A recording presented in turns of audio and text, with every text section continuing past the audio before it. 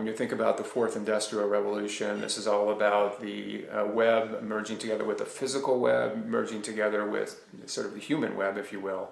I would add another one to that, and we would call that the Internet of Value.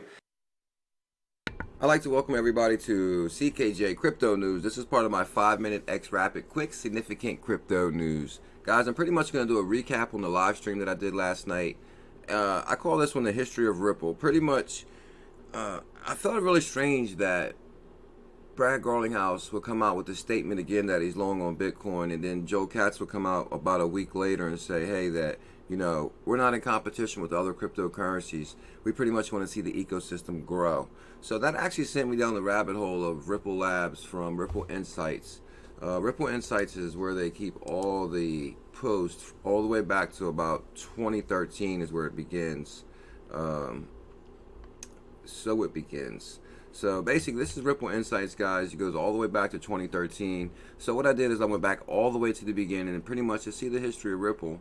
And it's a really good, interesting video, guys. Just a 5-minute quick video.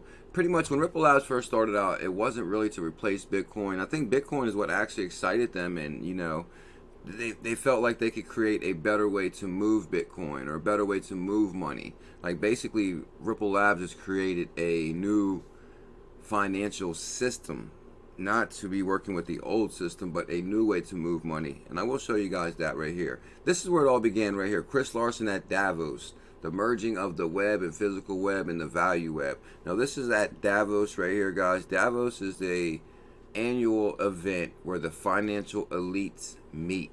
Now Davos is in Switzerland. You see the Swiss Alps right here. So it begins at the World Economic Forum in Swiss,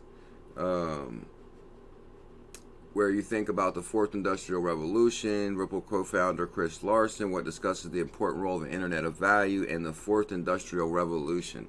Now it's awful funny too that, you know, Mark Carney, BIS board of directors, has been echoing the same thing, fourth industrial revolution. Guys, plans within plans, clearly. Now Chris Larsen is actually one of the reasons I actually got involved with XRP, is basically after I researched him, he actually fed the protesters on the Occupy Wall Street movement. He started a 99 Sandwiches program. He actually created the Coalition for Privacy in California too, a law where banks would sell your personal data. And he actually created a law where they couldn't do that also. So Chris Larsen has always been for the people, that's for sure. Now this is New York Bit License has arrived. This is Ben Lawsky right here. Really good interview right here. Prior to that, Mr. Payment systems and regulation. Then I'd like to conclude with a bit of an up cybersecurity. 4 years as superintendent. And if you asked me back when I took this job in 2011, what I thought we'd be working on during my tenure, digital currencies would not have been at the top of the list. No, exactly. Basically, guys, he's going to say how digital currencies have become the most important topic during his term. Now, this is from 2015, I believe, right here. This is from Ripple Insights. But Ben Lawsky actually did create the Bit license, and then he left that position and joined Ripple. Need I say more? Ripple Labs raises $3.5 million in new investment round. Now, a couple of these names did jump out at me right here. Google Ventures, of course. Andreessen Horowitz, of course. Andreessen Horowitz is one of the earliest investors in Coinbase and Ripple Labs. IDG Capital. The one that jumped out at me that I didn't know was the Bitcoin Opportunity Fund. Now, we did Google that. Basically, the Bitcoin Opportunity Fund, they renamed themselves the Digital Currency Group.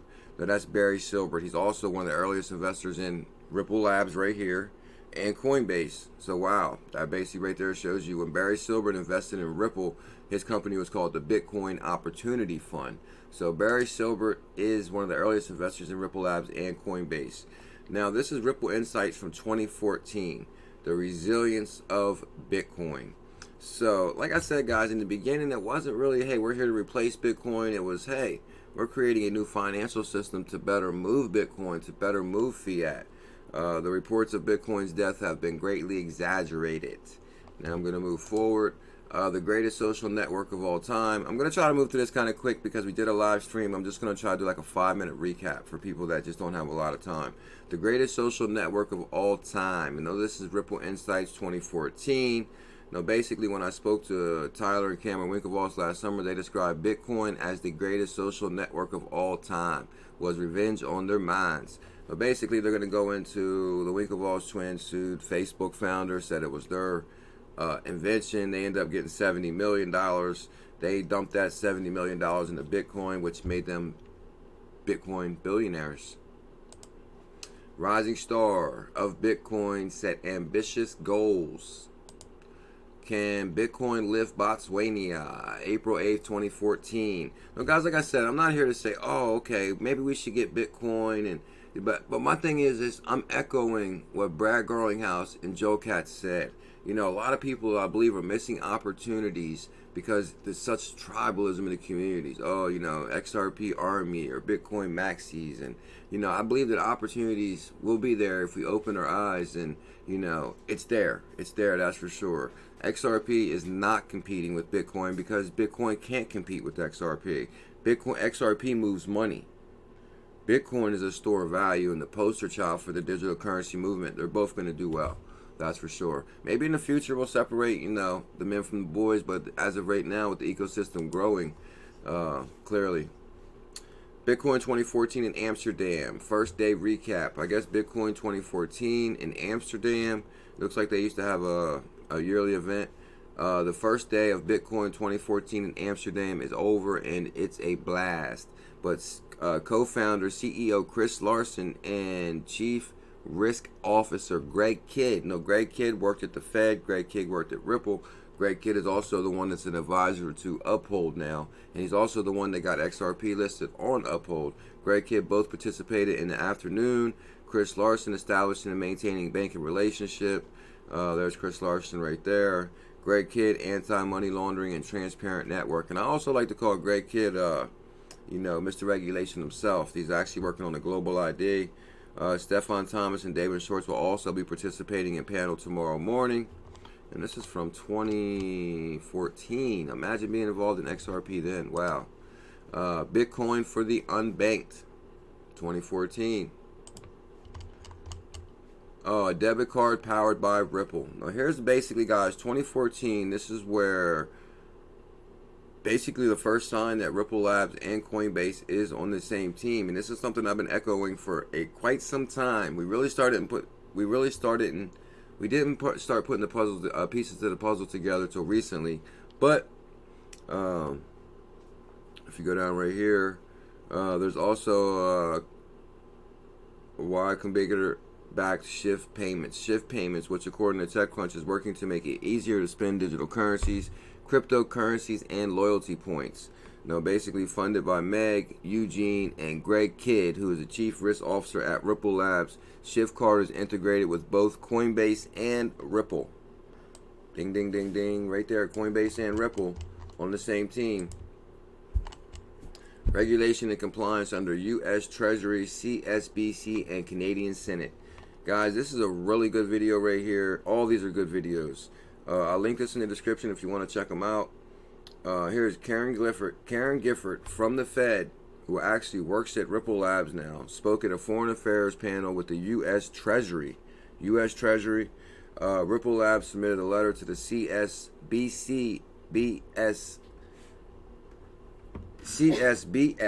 regarding the virtual currency license. Now, this is a state regulators board that Ryan Zagone is an advisor on, so huge connections there. Greg Kidd, Chief Risk Officer, testifies before the Canadian Senate on how Ripple can improve the payment infrastructure.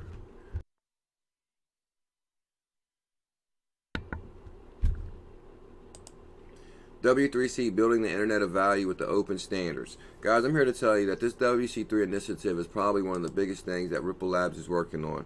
This is pretty much where, this is the Internet itself, the creation of the web, that basically, this is all the entities in e-commerce coming together to work on an API, interoperable payment system. So basically, guys, and this is Andrew Hope Bailey, who's actually an advisor to W3C, but he also is, Ripple Labs is thrilled to welcome Hope Bailey. He joins as the Web Standards Officer, part of the ongoing initiative to help define open standards that will serve as a foundation of the Internet of Value. Building the Internet of Value with open standards. This is amazing, guys. Like I said, not only are we working with W3C, we're an advisor to the W3C. Ripple receives New York's first bit license for institutional use. Now, this is interesting, guys. Meet Bluezale, a regulated provider of Ripple software solutions.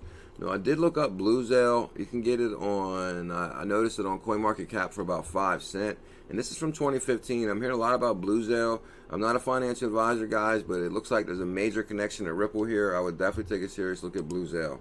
Michael Barr, U.S. Treasury official Michael Barr.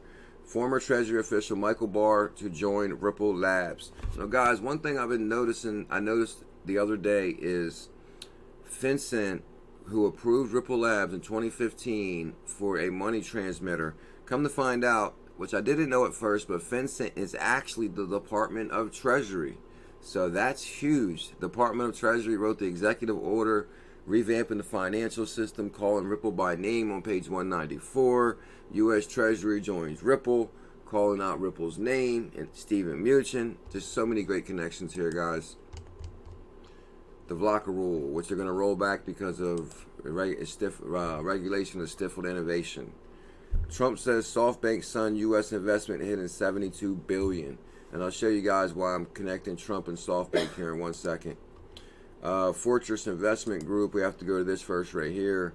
No, this is from this right here, the Fed strategy for improving the U.S. payment system. Now, this is from 2015, Ripple Insights, the Fed. If you go to right here, here's a letter from Ripple Labs. Hi, I enjoyed reading the Fed public consultant paper on payment system improvement. We are supported by industry leaders like Google Ventures, Andreessen Horowitz, which is Coinbase, Ripple Labs, Facebook, Peter Thiel, and Fortress Investment Group. Now, I was interested in Fortress Investment Group because I haven't heard of them before. Now, and Fortress Investment Group is actually ties to... Fortress Investment Group was founded by a private equity firm in 1989 by Wesley, a former partner at BlackRock. Wow, so we got BlackRock connection right there. Michael Novogratz, which we know him, both former partners at Goldman Sachs. So this is like a big-time powerhouse entity. What's interesting here is on February 14th, 2017, SoftBank Group agreed that in the future they would buy Fortress Investment Group for $3.3 billion. The SoftBank acquisition was completed. So, around 2017, SoftBank bought Fortress Group, which takes me back to this right here. Trump says SoftBank Sun U.S. investment hitting $72 billion. Now, this is from 2018 right here. So, at this time, pretty much SoftBank has a stake in Ripple because they bought Fortress Investment Group, which SoftBank has a connection with Trump. Guys, there's plans within plans within plans, that is for sure. Fortress Investment Group, Fed's strategy for improving the U.S. payment system. BIS describes peak corresponding banking. 2015, BIS, Bank of International Settlements, so it begins, describes peak corresponding banking for international settlements, payment infrastructure. Wow, probably going to go into the fourth industrial revolution also. Announcing Ripple's Global Payment Steering Group. Now, this is where all the banks are coming together. Royal Bank of Canada, J. Clayton Bank, Bank of America, right here, Ripple Ledger through Earthport Technology, Merrill Lynch, Santander, West Bank, Royal Bank of Canada. Pretty much all big banks come together to work on Ripple technology. Now, this is interesting right here. Bank of New York Mellon reinventing payments. Now, guys, you might have heard about Matthew Mellon, who actually passed away in rehab with $2 billion worth of XRP. But I'm here to tell you, he bought $2 million worth of XRP in 2015, 2016. But I'm wondering why he bought that XRP. Is it because the Mellon Bank was working with Ripple? Is it because he got inside information? I'm not sure. I'm just saying. After meeting Trump, Japanese mogul pledges $50 billion in U.S. investment. This is SoftBank guy right here. Same guy from, we just said, connected to Ripple and Trump. XRP ecosystem grows with new listing on Uphold. Now, this is an interesting scenario here. U.S.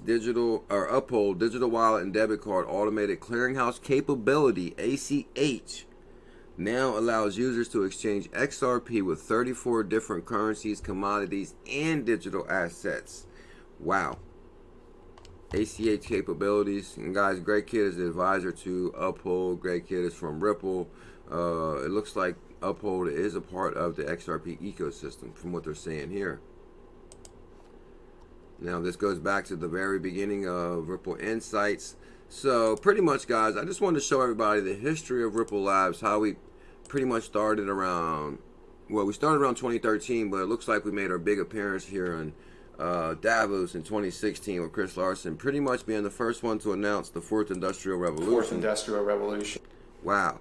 And pretty much, guys, you clearly see, like I said, when we first started out at Ripple Labs, it wasn't we're here to replace Bitcoin. It was we're here to move money.